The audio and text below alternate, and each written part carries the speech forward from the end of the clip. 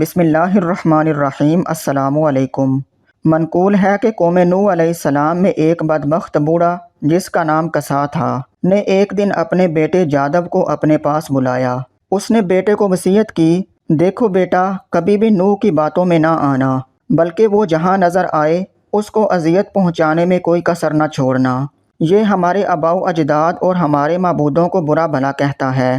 اس کے بعد وہ بوڑھا اٹھا اور اپنے بیٹے کو لے کر حضرت نوح علیہ السلام کی تلاش میں چل پڑا۔ اسے حضرت نوح علیہ السلام نظر آئے تو کہنے لگا کہ یہ ہے وہ شخص جس کے بارے میں تجھے نصیحت کر رہا تھا۔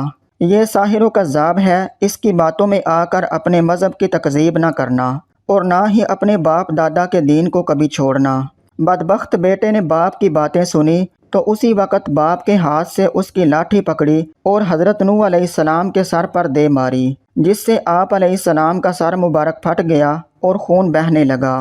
آپ علیہ السلام نے بارگاہ الہی میں عرض کیا، یا الہی، میں نے اپنی قوم والوں کو شب و روز ہدایت کا درس دیا، لیکن انہوں نے ہمیشہ راہ حق سے فرار اختیار کیا۔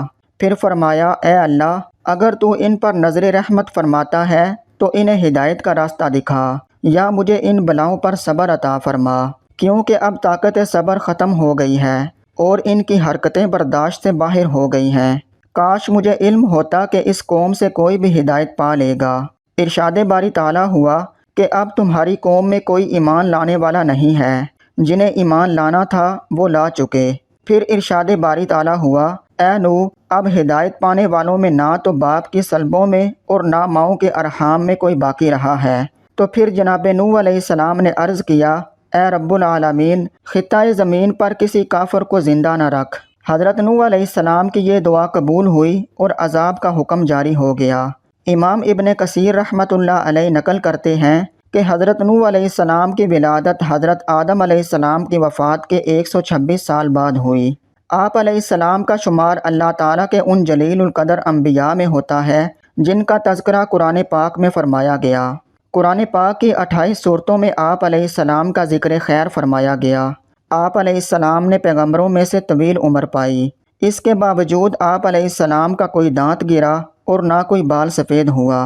عبادت و ریاضت کا یہ عالم تھا کہ دعوت تبلیغ و رشد و ہدایت کے باوجود ہر دن رات میں 1000 رکعت ادا کرتے، اور آپ ہی کو اس سلسلہ میں اولیت حاصل ہے کہ آپ علیہ السلام کی بد دعا سے امت ہلاک ہوئی۔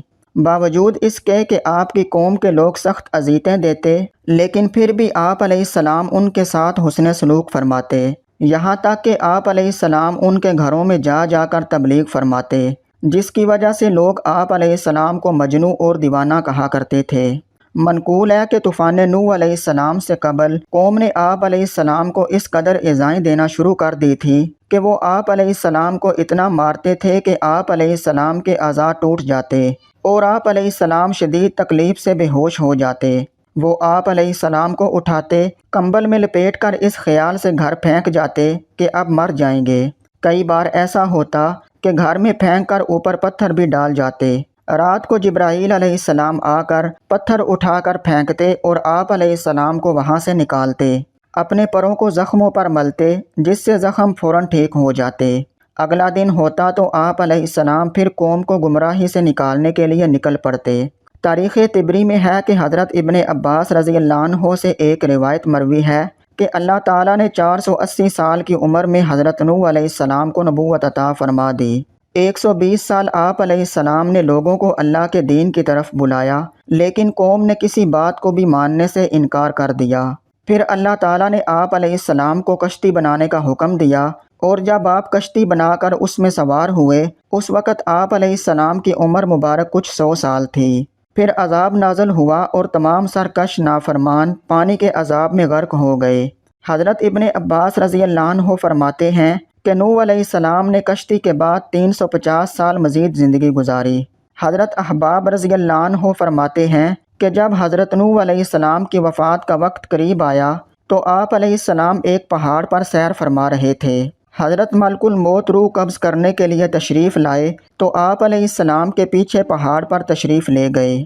جب ملک الموت کا سامنا حضرت نوح علیہ السلام سے ہوا تو عرض کی کہ موت کا وقت ہو چکا ہے۔ حضرت نوح علیہ السلام نے موت کی تکلیف کا تصور کیا تو زوردار نعرہ بلند کیا، حتیٰ کہ یہ سن کر جنگل کے تمام جانور جمع ہونے لگے۔ پھر آپ علیہ السلام نے ملک الموت سے برائے تعلیم امت فرمایا کہ مجھے اتنی مہلت دی جائے کہ میں اپنے گھر والوں سے رخصت ہو لوں۔ آپ علیہ السلام کا یوں فرمانا اس وجہ سے نہ تھا کہ معاذ اللہ آپ علیہ السلام موت سے فرار حاصل کرنا چاہ رہے تھے، بلکہ آپ علیہ السلام تو امت کو یہ درس دے رہے تھے کہ موت کا لمحہ آنے سے پہلے پہلے جو اچھے اعمال کر سکتے ہو کر گزرو، کیونکہ بوقت انتقال کسی عمل کی مہلت نہیں ملے گی۔ چنانچہ ملک الموت نے کہا کہ مجھے اس کی اجازت نہیں کہ مہلت دی جائے۔ یہ سن کر آپ علیہ السلام نے فرمایا کہ اس جنگل میں میری نماز جنازہ کون پڑھے گا؟ ملک الموت نے کہا کہ ابھی جبرائیل علیہ السلام ملائکہ کی ایک جماعت کے ساتھ سفر میں ہیں، اسی مقصد کے لیے آ رہے ہیں۔ یہ معلوم ہوا تو آپ علیہ السلام وعدہ الہی کی تکمیل کے لیے رضامند ہو گئے۔ اسی اثناء میں حضرت جبرائیل علیہ السلام تشریف لائے اور دریافت کیا، اے انبیاء میں سب سے طویل عمر پانے والے، آپ علیہ السلام نے دنیا کو کیسا پایا؟ حضرت نوح علیہ السلام نے فرمایا کہ یہ دنیا اس مکان کی مثل ہے جس میں دو دروازے ہوں، ایک سے داخل ہوئے اور دوسرے سے نکل گئے۔ اس کے بعد ملک الموت نے آپ علیہ السلام کی روح قبض کر لی۔ چنانچہ فرشتوں نے آپ علیہ السلام کو غسل دیا اور وہیں آپ علیہ السلام کی نماز جنازہ پڑھی گئی۔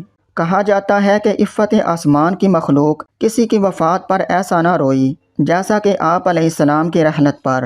دعا ہے کہ اللہ کریم ان کی مرکت پر کروڑوں رحمتوں کا نزول فرمائے اور ان کے ذکر خیر کی بدولت ہماری بے حساب مغفرت فرمائے، آمین۔